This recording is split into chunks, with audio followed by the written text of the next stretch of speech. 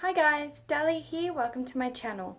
Last week I uploaded my revision process, and this week, as promised, is World Building 101, the first episode of my 10-part world building series. The topics discussed will be ecology, history, the people, politics, economy, law, war, magic and technology, in that order. As with my Creating a Character series, this series will also have its own workbook. It will be on my website as a free Word and PDF download. If you have any questions about world building, please drop a comment below and I'll make sure to answer them in my videos. Let's get into the video.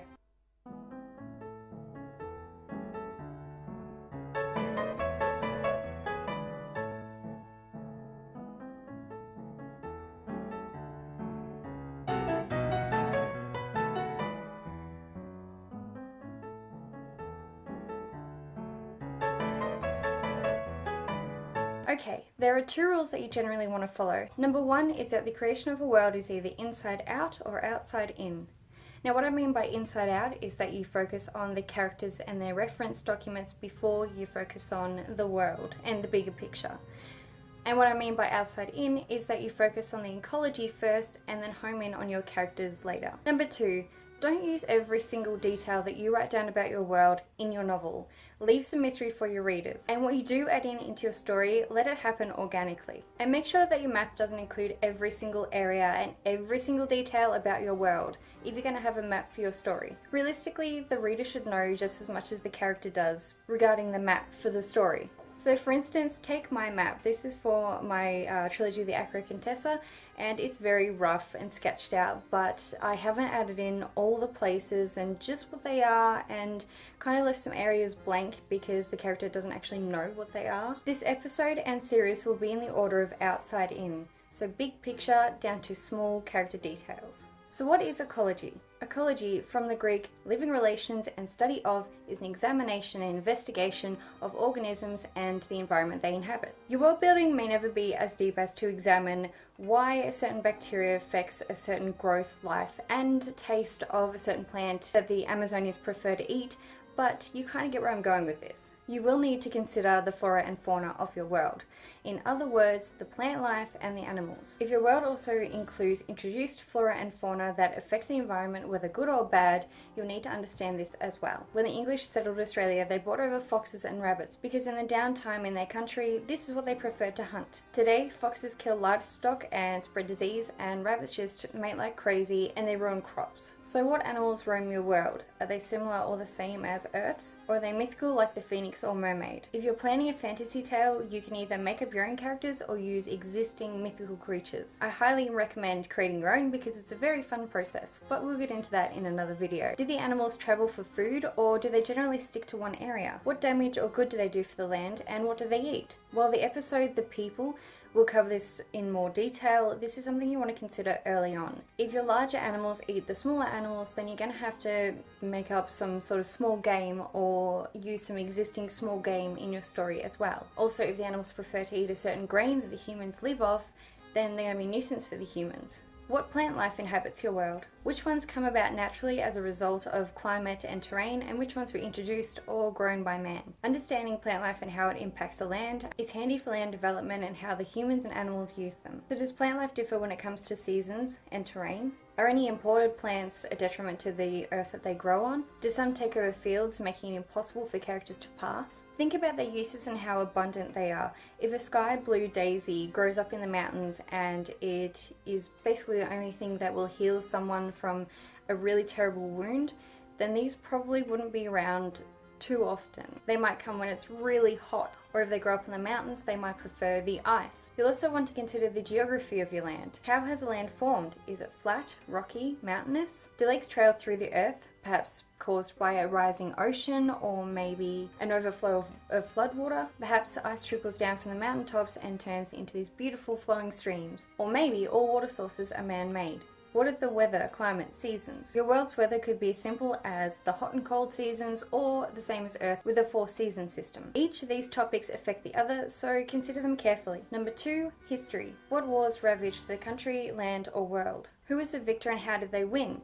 If your story is set between 1939 and 1943, then the Second World War is probably going to get a mention. You probably want to mention the destruction of the bombs and the air raids. The same can be said for fictional battles between trolls and elves, except they would use magic and brutal weapons, but perhaps the magic is more devastating than a bomb could ever be. If you're writing a science fiction tale, then the war between the robots and the police force are probably just going to be as epic as the elves and trolls, but perhaps more nuclear, with an end of the world as we know it outcome. Once the battle was won, were any landmarks erected in the victor's honour, or as a way to show the world that war isn't the way. Think of famous landmarks existing today, like the Statue of Liberty, the Stonehenge, or the Great Wall of China. Though your landmarks might actually not have anything to do with war, they might just be a peace offering or perhaps something to do with settlement and discovery. As with general landmarks, people also create holy sites. Consider the Temple of Hathor in Dandara, and also the Taj Mahal. Of course, this will depend on whether your world has religions, and that comes later. Another fun thing to consider is folklore. The Australian Aboriginals have a theory about the world's creation, and they call it the dream time.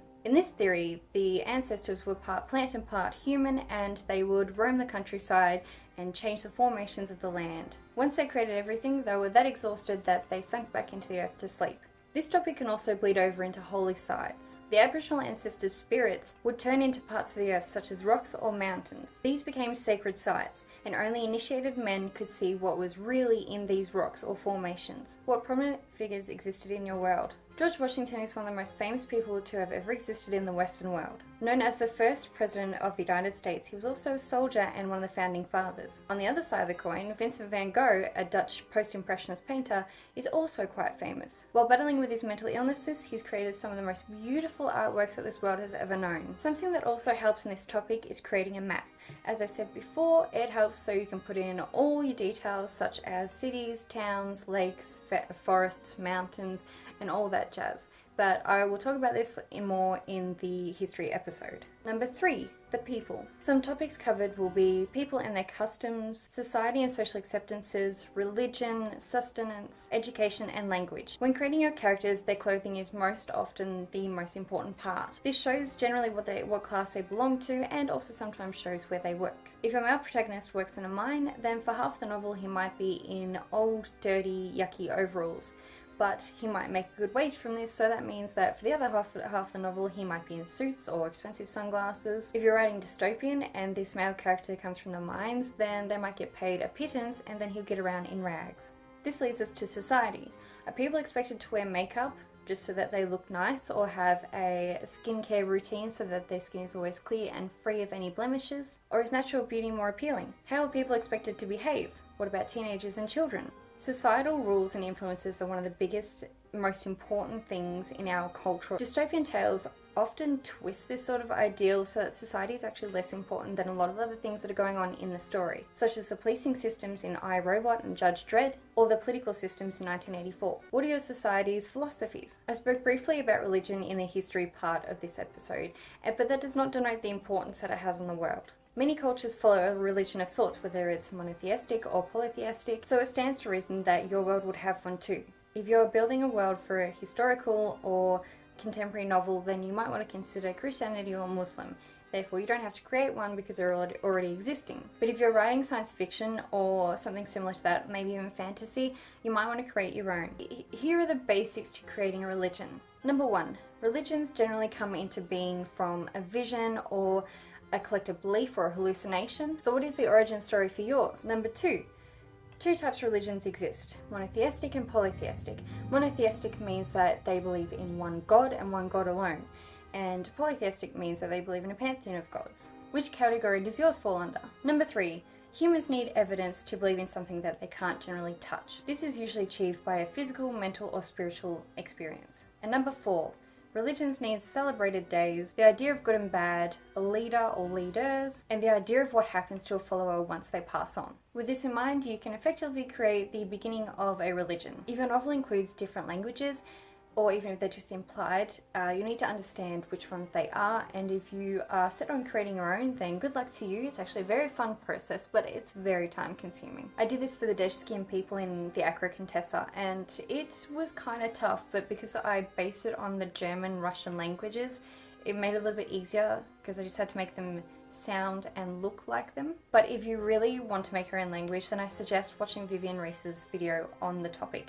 That will be linked down below in the description bar. If you wish to go one step further, I will also link Artifactium's channel in the cards above. Both are incredibly helpful and incredibly in-depth. Once you've decided on a language, how are your people educated? Do they have schools, or are they taught by an apprenticeship scheme? They might even be taught by the elders of a community. If you're writing a fantasy tale that includes wizards and stuff like that, then you might want to, such as in Harry Potter, have a school of magic. And finally, last but certainly not least, is sustenance. What animals are domesticated or farmed? Are any animals forbidden to eat? Which are a favourite among the rich, and which are the peasants allowed to eat? Are humans allowed to hunt and farm mythical creatures? If so, which ones? Are there any animals that are protected species? What do the animals eat? What plant life is cultivated in your world?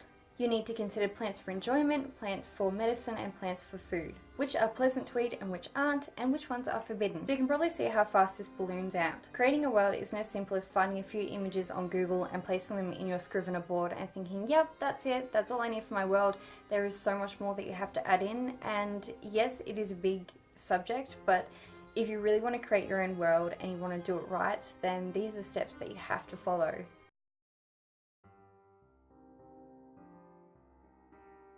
If you have any questions or you want me to cover a specific topic, please drop a comment below. Remember to like, share, comment, and subscribe if you like this video and you want to see more. I post writerly videos on Thursdays. So thank you for joining me for today, and I'll see you next Thursday. Bye!